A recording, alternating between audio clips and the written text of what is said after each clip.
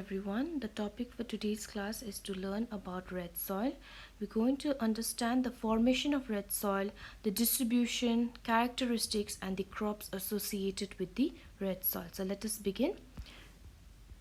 Now, how are red soils formed? This is one question that you may be asked in your boards. How are red soils formed? So before we understand how are red soils formed, it is very important for us to understand the difference between in situ. What is in situ and ex situ? Like I've already covered this in the previous videos, but still I quickly review what is in situ and what is ex situ.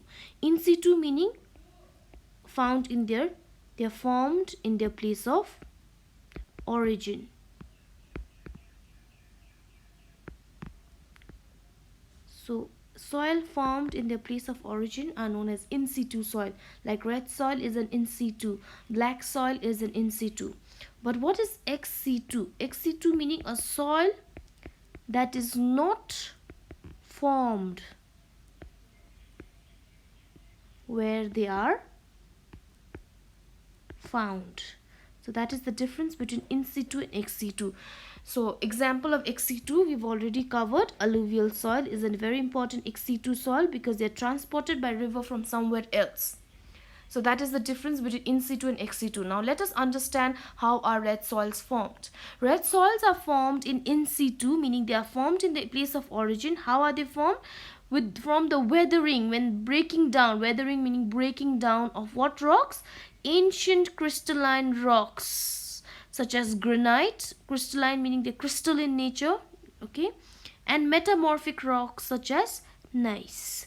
So when these two rocks break down, that is how red soils are formed. It is very important for you to remember the keywords that I've underlined: weathering, in situ, weathering of ancient crystalline rocks such as granite, and metamorphic rocks such as gneiss. That is very important for you to know. Now sometimes you may be asked question in the form name the following. You may be given everything: a soil which is in situ in nature, formed from the weathering of ancient weathering of crystalline rocks or metamorphic rocks.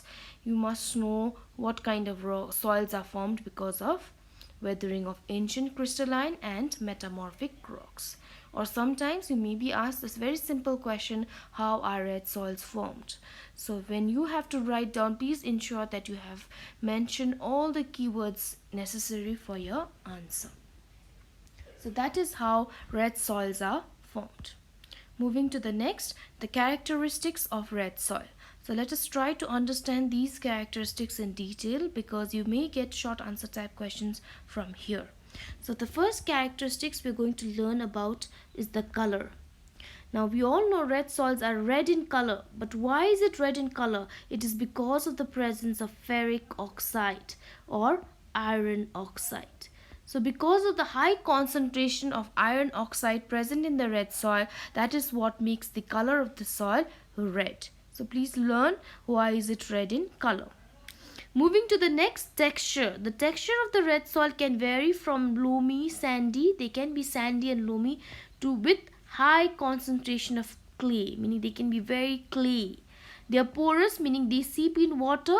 They're friable, meaning crumbly, they crumble. They're crumbly in nature, but this is very important, but they cannot retain moisture. Unlike the black soil, red soil cannot hold moisture. That is why this is one soil which is very much prone to soil erosion because they cannot hold moisture. That's why we have to provide red soil with a lot of irrigation facilities because they cannot retain moisture. So that is the second characteristics of red soil. Now these two are your physical property or physical characteristics of red soil. If you remember, if you asked to write physical, you must write about color, texture. Alright, so that is the characteristics of red soil. Moving to the third, red soil can vary from place to place. It varies from place to place, meaning red soil can become very thin and a lot of very stony in the upland, meaning in the hilly area. They can become very thin and stony because of the elevation, because of the steepness of the slope. Soil erosion can be more prominent in the hilly area. That's why red soil can be thin and stony in the upland, but over the plains red soil can become very deep and fertile because they are flat area, flat slope, so not much erosion taking place, so they can be very deep and fertile in the plains. Moving to the next, red soils are rich in potash. They're very much rich in potassium, which is very essential for the growth of plants. That is why it supports the growth of crops, because it is rich in potash. So this can be an advantage of red soil, that it is rich in potash. However, advantage at the same time, this point can be your chemical property of red soil. So please understand, chemical meaning you have to learn about the minerals present in the soil. Now red soils are rich in potash, but red soils are also deficient in a lot of things like nitrogen, phosphates and humus. Basically, red soils are very much poor in organic matter. We all know what is humus. It's the dead remains of plants and animals. So red soils are very much deficient in nitrogen, phosphates and humus. So this can be a disadvantage of red soil. Okay, so chemical property, if you ask to write about chemical properties of red soil, this can be a chemical property, even this can be a, so these 2 points could be your chemical property. However, one is an advantage, one is a disadvantage of red soil.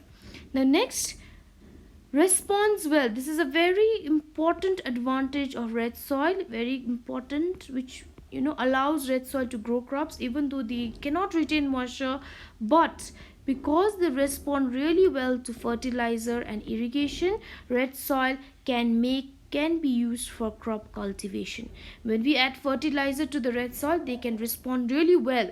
When we use irrigation, meaning an artificial way of providing water to the crops, even then red soil respond really well, they adapt really well. So that is what makes red soil suitable for crop cultivation. So that is a very good advantage of red soil, how it responds really well to fertilizers and irrigation.